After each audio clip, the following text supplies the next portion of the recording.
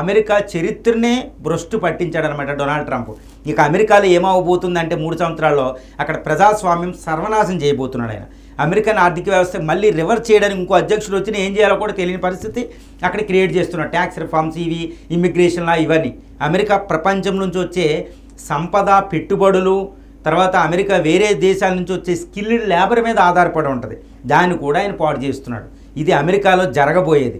ఇక అమెరికాలో ఫెడరల్ గవర్నమెంట్కి, స్టేట్స్కి యుద్ధాలే రాబోతున్నాయి. అమెరికన్ కాంగ్రెస్ మళ్ళీ సివిల్ వార్కి వెళ్ళినా ఆశ్చర్యం లేదు.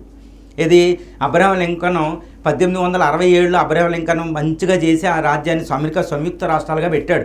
జార్జ్ వాషింగ్టన్ అమెరికన్ కాన్స్టిట్యూషన్ అప్పట్లో స్మిత్ వీల్ రాసి 1789లో అద్భుతమైన ఫెడరల్ రిపబ్లిక్గా దాన్ని మారిస్తే ఈయనంతా రివర్స్ చేసేస్తున్నాడు. మళ్ళీ సివిల్ వార్ వచ్చినా ఆశ్చర్యం లేదు, జాతుల సమరం వచ్చినా ఆశ్చర్యం లేదు. ఇది బ్లాక్స్కి వాళ్ళకే దారుణంగా ఉంది. మిన్నోసెటాలో మనం చూసాం, కాలిఫోర్నియాలో చూసాం, ఫెడరల్ ఫోర్స్ని ఆయన ఉపయోగిస్తున్నాడు. అంటే అమెరికా ప్రజాస్వామ్యం నాశనం అవ్వబోతుంది వచ్చే 3 సంవత్సరాలు. అందుకని అమెరికన్స్ నో కింగ్ అని పదవి చిత్తించి ఏమని అడుగుతున్నారు. ఇక ప్రపంచంలో అలా మారబోతుంది. ఎందుకంటే అమెరికా అధ్యక్షుడు అంటే ప్రపంచానికి కింగ్ లాంటి వాడు అనమాట. ఎందుకంటే ప్రపంచంలో మిలిటరీ, ఆర్థిక, రాజకీయ, సాంస్కృతికంగా అమెరికా సూపర్ పవర్. ఆ నేత తీసుకునే నిర్ణయం ప్రపంచం మీద చాలా తీవ్రమైన ప్రభావాన్ని చూపిద్ది. ఇప్పుడు ఆయన అధికారంలోకి వచ్చి నేను యుద్ధాలను ఆపేస్తానన్నాడు. యుద్ధాలు ఆపలేదు కదా, కొత్త యుద్ధాలు మొదలు పెడుతున్నాడు. అది ఉక్రెయిన్ యుద్ధం ఇంకా మొదలవుతూనే ఉంది, అది ఆగేలే లేదు.